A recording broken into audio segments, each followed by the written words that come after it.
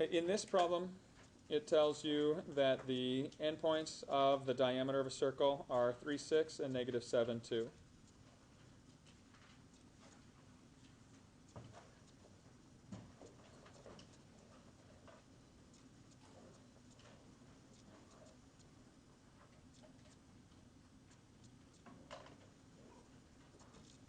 Okay, now, the reason I sketched this out is it might be helpful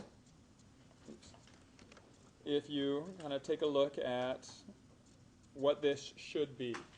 Okay, so if you sketch this, and again, it's not going to be precise by any means, but it gives you a general sense of your center's coordinates should be somewhere around here, right? Like around negative 2-ish.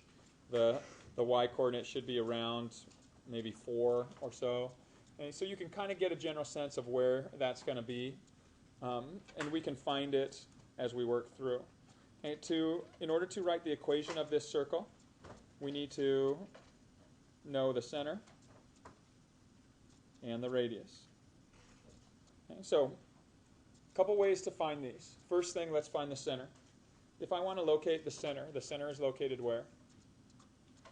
With respect to the diameter, it is the midpoint of the diameter. Okay, so right about here is my center.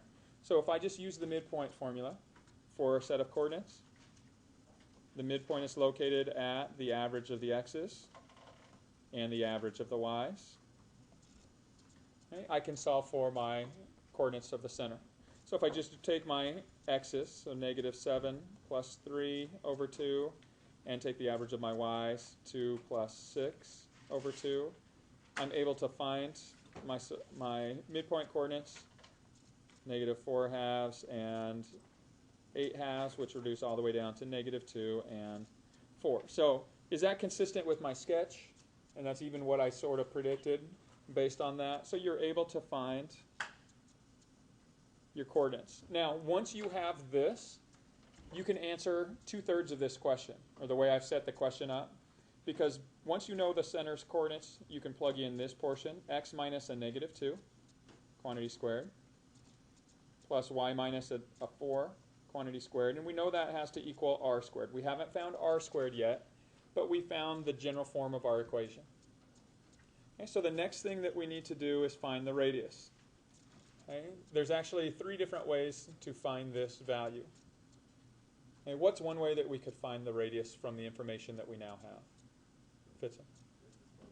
Okay, so, and we could take the distance formula. We could directly find the distance between the center and one of the points. It doesn't matter which point, and that'll find r specifically. So there's one way. Using the distance formula again, we could find the distance of this whole diameter and then cut it in half, and that would give us the radius. So there's a second way. There's another way to approach this that's probably, they all incorporate basically the same thing, the distance formula. But if all we need to know is r squared, we actually have an equation for r squared right here, right? R squared is equal to x plus 2 squared plus y minus 4 squared. So if we just take one of these sets of points, it doesn't matter which one, I'm just going to use the one with the positive values, and we plug in a 3 for x and a 6 for y, so we get 3 plus 2 squared plus 6 minus 4 squared, and that's equal to r squared. When we solve this, giving us 5 squared and 2 squared, we get 25 plus 4 is equal to r squared, or 29 is equal to r squared. Do we even need to square root this to find what the radius is? No, because you don't even need to find the radius on this. All you need to do is know, what do I replace r squared with? Well, by plugging in these numbers, we see that the r squared value is 29. And now, technically that means the radius is the square root of 29. But for this problem, you don't need that. All you need to do is enter the general form of your equation for the circle. We saw that the x and y portions were already taken care of, and now we solve for the r squared. So just substitute that in, and your final answer is this form. Okay. Now, again, you can use the distance formula to answer these questions, and that's fine.